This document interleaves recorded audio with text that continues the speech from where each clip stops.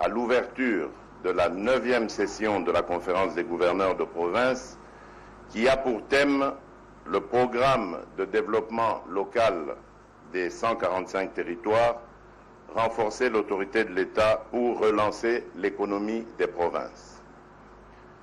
Ce thème est une suite logique de celui qui a agrégé les débats au cours de la session précédente, à savoir la stabilité dans la gouvernance des provinces, gage de la réussite du programme de développement local des 145 territoires, PDL 145T en sigle. Il établit une nette adéquation entre les défis majeurs que ces deux thèmes nous appellent à relever, la stabilité et le développement. Le premier étant une condition pour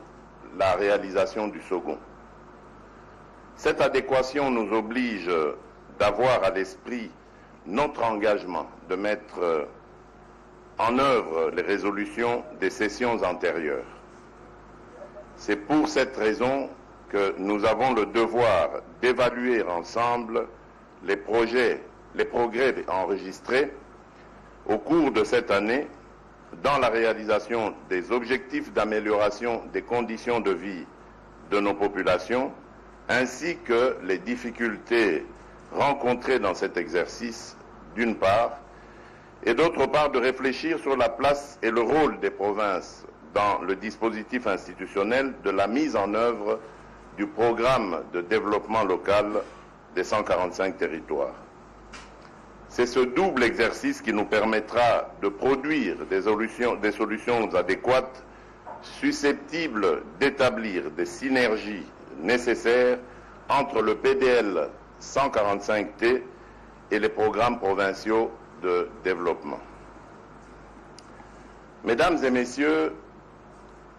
les gouverneurs de province, distingués participants, mesdames et messieurs, l'année 2022 a été marquée par la stabilisation de nos institutions provinciales. En effet, il a été mis fin par le gouvernement de la République, en collaboration avec la Commission nationale électorale indépendante, la CENI, au cycle d'instabilité des institutions provinciales qui a caractérisé ces 3 dernières années. Pour rappel, pas moins de 16 provinces sur les 26 que compte la République avaient vu les gouverneurs être déchus par les assemblées provinciales, provoquant ainsi un dysfonctionnement dans la gestion des dites provinces. Aujourd'hui, je suis satisfait de constater qu'en dépit des soubresauts rapportés au niveau des provinces du Maniema et du Sud Kivu, ailleurs, les institutions provinciales ont retrouvé un fonctionnement normal et digne.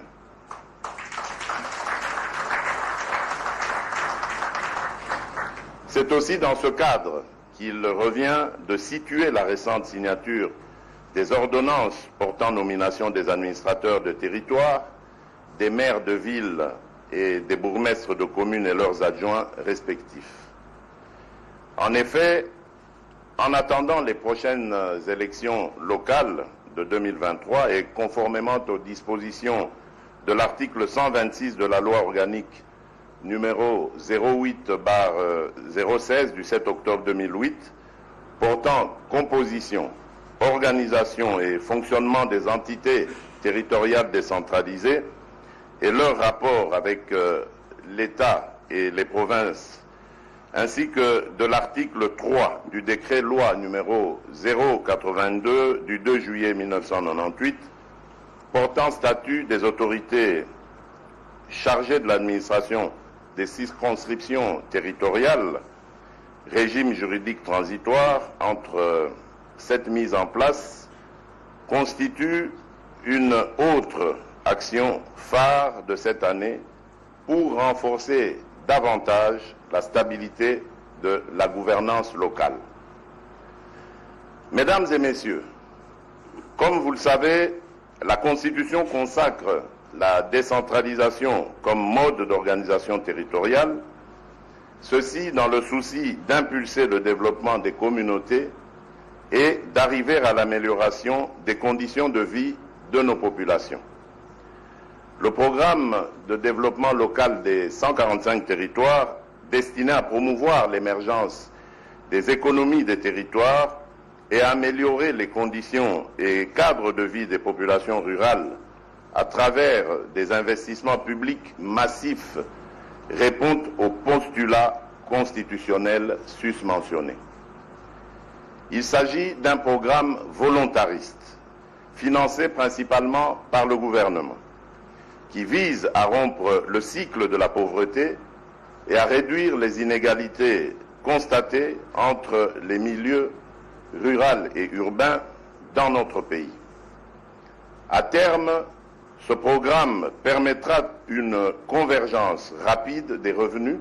et des conditions de vie des populations rurales vers ceux des populations urbaines.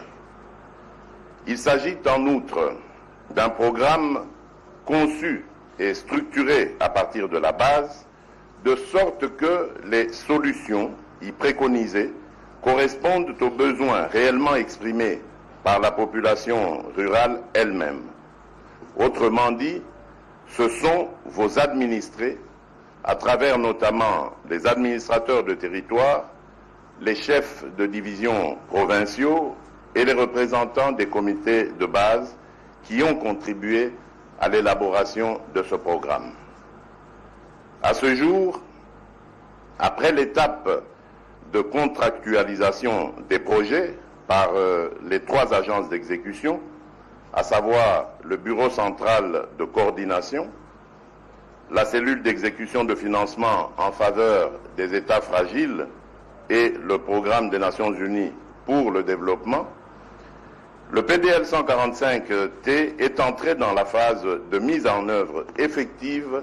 de 2200 projets de construction de bâtiments administratifs, scolaires et sanitaires dans tous les territoires de notre pays. Bien que me réjouissant de ces avancées, des efforts demeurent d'être fournis pour accélérer le dit programme. Mesdames et messieurs, point n'est besoin de rappeler que notre pays a plusieurs stratégies en matière de réduction de la pauvreté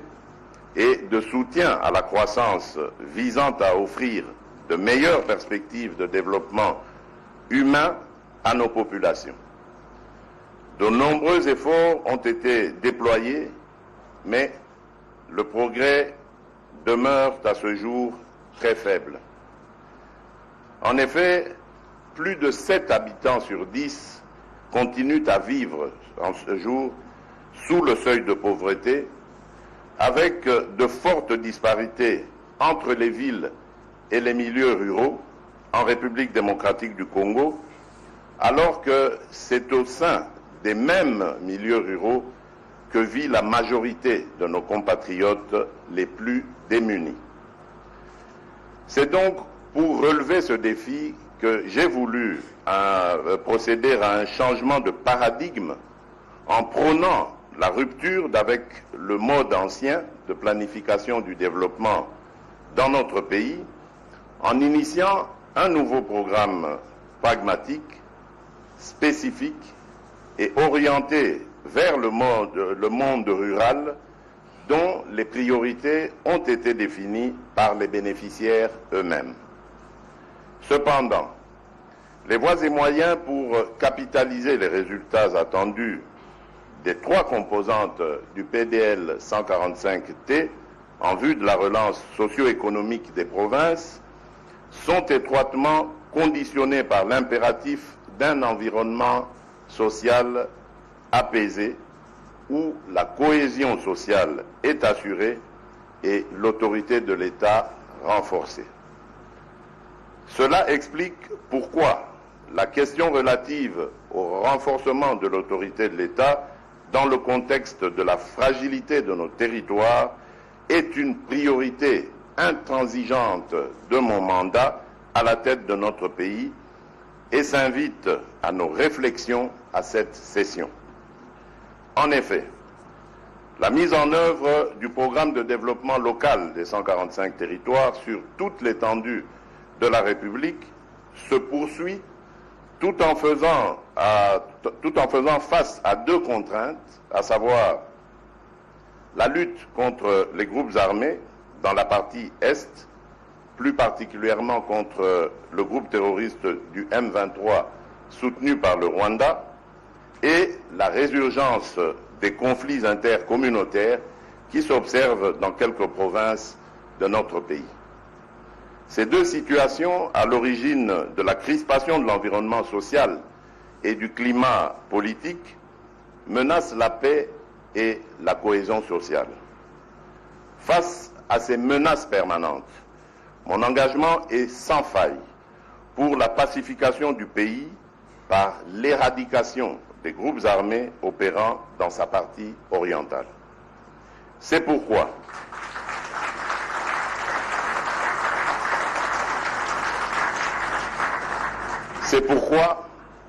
sous mon impulsion, le gouvernement déploie une intense activité diplomatique, militaire et politique. Autant en ce qui concerne les conflits intercommunautaires, je ne ménagerai aucun effort en ma qualité de garant de l'unité nationale pour préserver et consolider cette valeur constitutionnelle. C'est ainsi que j'apprécie à leur juste valeur les autorisations successives accordées tout au long de l'année par chacune des chambres parlementaires pour la prorogation de l'état de siège, permettant ainsi au gouvernement de poursuivre et d'intensifier les actions en vue de la pacification du pays.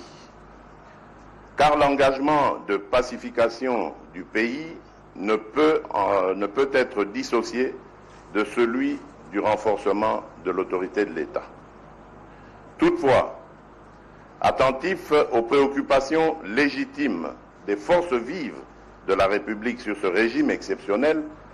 je reste déterminé à organiser la table ronde sur l'état de siège pour qu'ensemble, nous arrivions à arrêter une option consensuelle sur son maintien, sa levée ou sa requalification. C'est un engagement que j'avais solennellement pris et que j'ai réitéré au cours de mon adresse récente sur l'état de la nation. Mesdames et messieurs les gouverneurs de province, distingués participants, mesdames et messieurs, renforcer l'autorité de l'État pour relancer l'économie des provinces,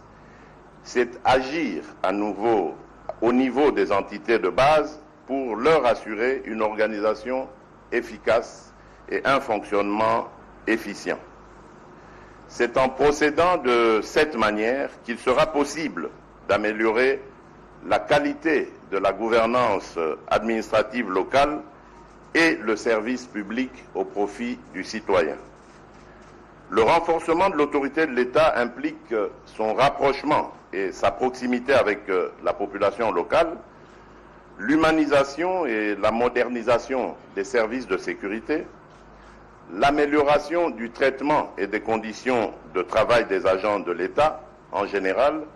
et des forces de défense et de sécurité en particulier. Renforcer l'autorité de l'État pour relancer l'économie des provinces,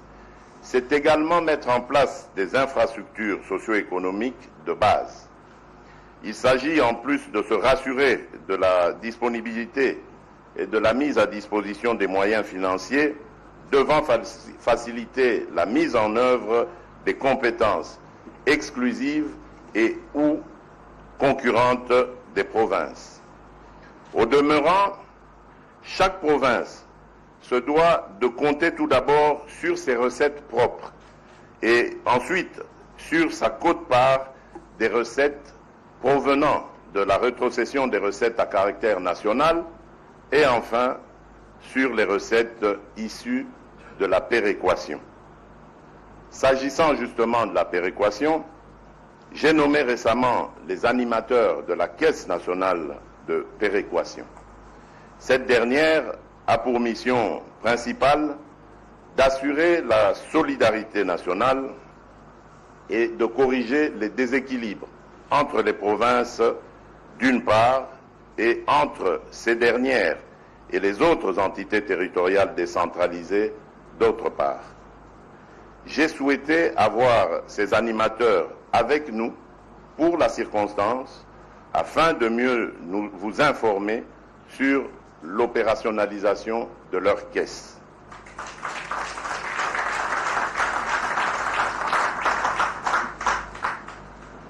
Mesdames et messieurs, les gouverneurs de province, distingués invités, mesdames et messieurs, la mobilisation des ressources au niveau des provinces demeure un défi à relever pour l'autonomisation de ces dernières. Hélas, en dépit des compétences fiscales exclusives reconnues aux provinces, conformément à la Constitution, le niveau de recouvrement des recettes propres en province demeure largement en deçà du potentiel fiscal. Je demande au gouvernement d'accompagner les efforts des provinces dans ce domaine. Aussi, dans l'objectif d'améliorer les relations financières intergouvernementales, une réflexion devant déboucher sur la mise en place des mécanismes souples de transfert des revenus en faveur des provinces et des entités territoriales décentralisées est en cours au niveau du gouvernement central. Par ailleurs, la garantie d'une bonne gestion des ressources mises à la disposition des provinces requiert le renforcement de la gouvernance à travers la mise en place des outils de gestion budgétaire et comptable. Comme vous le savez, la bonne gouvernance, c'est aussi le respect des procédures et des principes de gestion budgétaire. Il s'observe malheureusement dans un certain nombre de provinces le rôle marginal joué par les ministres provinciaux des Finances dans le processus budgétaire, pendant que dans la gestion de la trésorerie, ce sont les gouverneurs de province qui détiennent le pouvoir budgétaire absolu en intervenant sur toutes les étapes de l'exécution du budget. À la clôture de la dernière conférence des gouverneurs, j'avais instruit le ministre des Finances et celui du budget de soumettre à l'adoption du gouvernement la stratégie de renforcement de la décentralisation financière. La mise en œuvre de cette stratégie à travers un plan d'action opérationnel devrait contribuer à l'amélioration de la gouvernance des finances publiques en province. Je veillerai personnellement à cette mise en œuvre.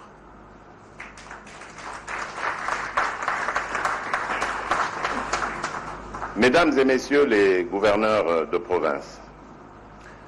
vous l'auriez donc compris, la mise en œuvre du PDL 145T revêt une importance capitale pour amorcer le développement de notre pays et requiert la participation de tous, à tous les niveaux. En même temps que vous allez réfléchir au cours de cette conférence à la question de votre implication comme chef des exécutifs provinciaux dans la réussite de ce programme édicté en vue de relancer les économies locales, il est attendu de vous que vous jouiez pleinement le rôle d'officier de police administrative dans la coordination du PDL 145T. En effet, au-delà du fait que la loi lui impose de maintenir des collaborations étroites et nécessaires avec les autorités ainsi que les administrations provinciales pour assurer une bonne coordination du programme, le gouverneur de province, comme membre du comité de suivi du PDL 145T, doit également s'assurer que les provinces profitent pleinement des fonds qui leur sont affectés et il a l'obligation d'apporter assistance aux entreprises prestataires. Mesdames et messieurs les gouverneurs de province, comme vous l'avez sans doute saisi, votre responsabilité est grande dans la réussite de ce programme conçu à partir de la base, c'est-à-dire de vous-même. En votre qualité de chef des exécutifs provinciaux, le PDL 145T vous donne l'occasion de communier avec la base, de contribuer à la réduction des écarts de niveau de vie entre citadins et ruraux par la mise en valeur des ressources locales, tout en veillant à mettre en valeur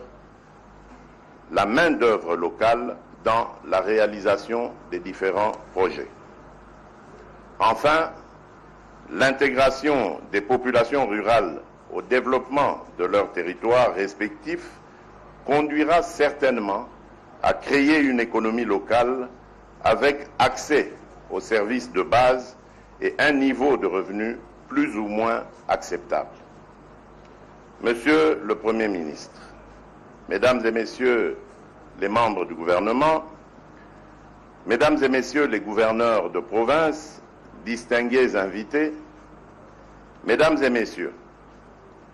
je ne pourrais clore mon propos sans rappeler deux des impacts majeurs attendus dans la réalisation du programme PDL 145T, à savoir, premièrement, la restauration de l'autorité de l'État, car on notera au-delà des édifices publics un renforcement de capacité en termes de gestion locale et d'amélioration de la qualité des services offerts à la population. Deuxièmement, le développement de l'écosystème économico-social des territoires, du fait que la réalisation de différents projets se fera majoritairement par des PME et agences locales d'exécution congolaises. Il s'ensuivra une augmentation de leur chiffre d'affaires, des revenus distribués aux employés locaux et partant, la redynamisation des économies locales à travers notamment le recours à la sous-traitance des artisanaux locaux. L'exécution des projets alignés dans le cadre de ce programme va également augmenter sensiblement la capacité d'absorption en termes d'investissement public de l'État congolais qui va, pour ce seul programme, consommer au moins 1,6 milliard de dollars en moins de 2 ans. Il vous appartient ainsi donc, à vous, Mesdames et Messieurs les gouverneurs des provinces, de mener à bien la conduite de la destinée de nos provinces à travers le PDL 145 territoires. Vous serez jugés par le résultat. Prenez donc